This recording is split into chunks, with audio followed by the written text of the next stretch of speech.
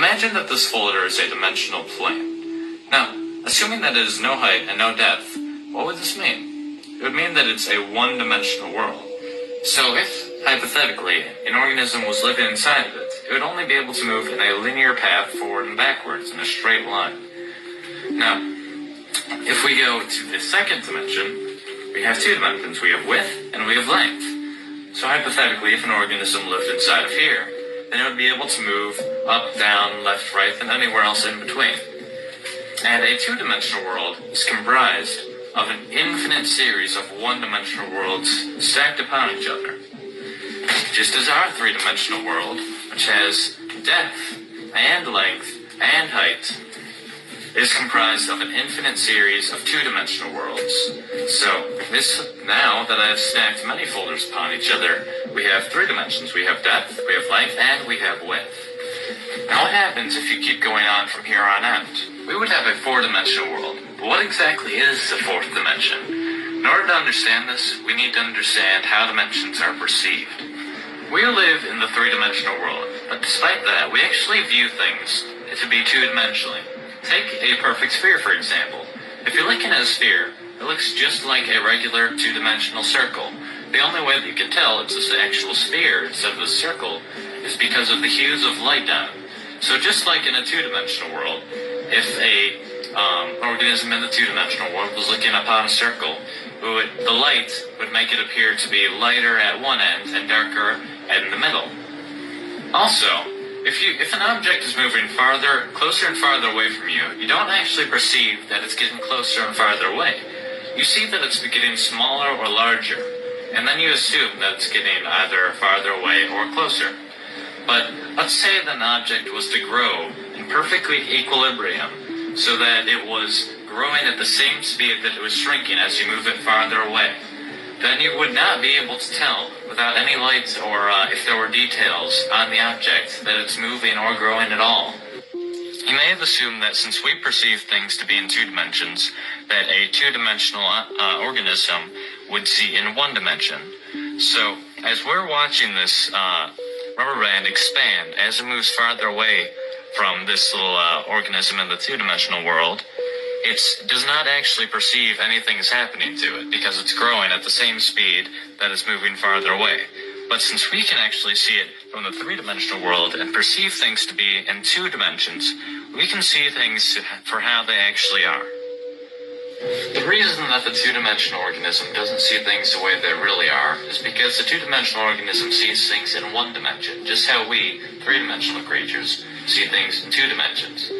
So in a way, we don't really see our world the way it truly is. A four-dimensional creature, however, seeing our three-dimensional world in three dimensions, would be able to see through things. They'd be able to see absolutely everything, just as we could see if there was several organisms spread along a 2D environment on your floor. You would be able to see inside houses. You would be able to see inside of people.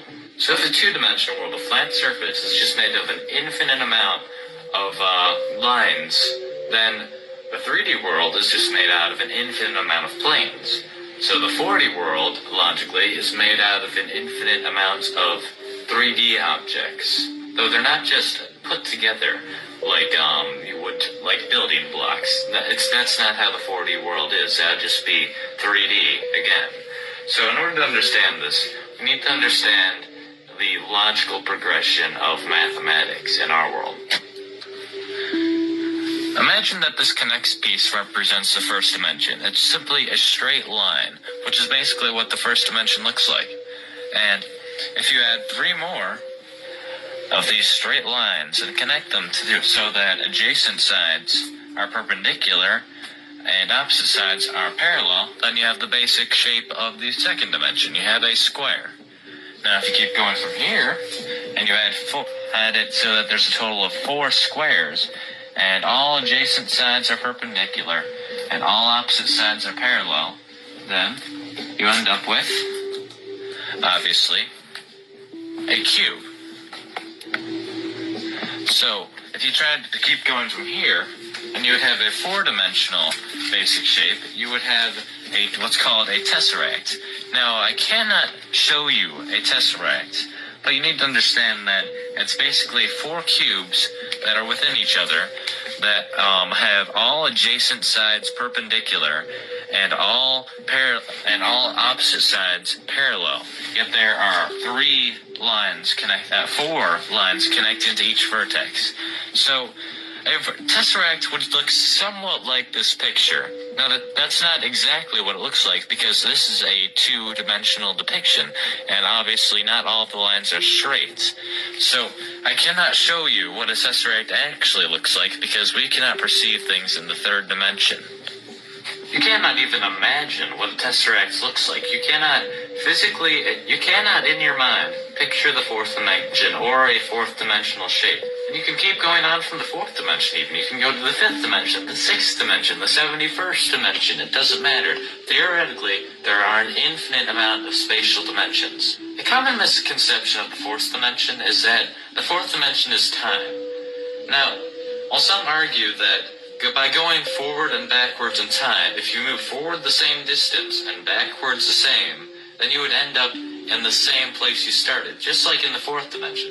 And while that may seem logical, if you think about it, it really doesn't make sense. If you imply that the 4th dimension is actually time, well, first of all, time is not spatial. There's a difference between space and time, quite obviously. And assuming that all dimensions are according to a pattern, then that doesn't really make sense either, because saying the 4th dimension is time, every dimension has time in it. So that would mean that the 4th dimension is special in some way, which doesn't really make any sense. Another reason this doesn't make sense is that we very, very, very slightly travel through time whenever we move due to the distance that light takes to get to our body. Now, if a group of astronauts were to get in a spaceship and they were to go very, very, very close to the speed of light, then they went around in this impossible, nearly the speed of light spaceship for a few months, and then afterwards they returned to Earth. They would find that Earth had actually progressed a few years, so they had moved forward in time by moving that quickly. Another interesting concept involving the 4th dimension is that many physicists and even mathematicians may say that the dimensions are very, very slightly curved. Because if you really think about it, nothing can be truly, absolutely infinite. So imagine that the 1st dimension, the line, is just very, very slightly curved, so that after a very long time, it will end up creating a circle. So, as suggested by many physicists, if you keep going in the same direction, then you will end up where you started after a very, very long amount of time, obviously. And the same thing would happen to the 2nd dimension. If it's just a square, and then you extend it very, very slightly in a curve, then it will eventually make a sphere. And the same thing happens in our dimension, except it will form a very, very slightly curved 3rd dimension, which will form a 4-dimensional universe, basically. So what this kind of means is that our 3-dimensional world is within a 4-dimensional world, and the 4-dimensional world is within a 5th-dimensional world, and so on. Now, I did say that nothing can be truly infinite, but if this is true, and a dimension is really within another dimension, within another dimension, within another dimension, then I'm implying that there's an infinite amount of dimensions, which is the only problem I really have with this theory. I'm not sure if it ever stops, or if infinity is really even possible. We don't know that. Thanks for watching my video, and I hope this gave you a better idea of what the 4th dimension is. Now, if a group of astronauts were to get this, creating a circle, basically. So what this kind of means is that our 3-dimensional world is within a 4-dimensional world, and the 4-dimensional world is within a 5th-dimensional world, and so on. Now, I did say that nothing can be truly infinite, but if this is true, and a dimension is really within another dimension, within another dimension, within another dimension, then I'm implying that there's an infinite amount of dimensions, which is the only problem I really have with this theory. I'm not sure if it ever stops, or if infinity is really even possible. We don't know that. Thanks for watching my video, and I hope this gave you a better idea of what the 4th dimension is.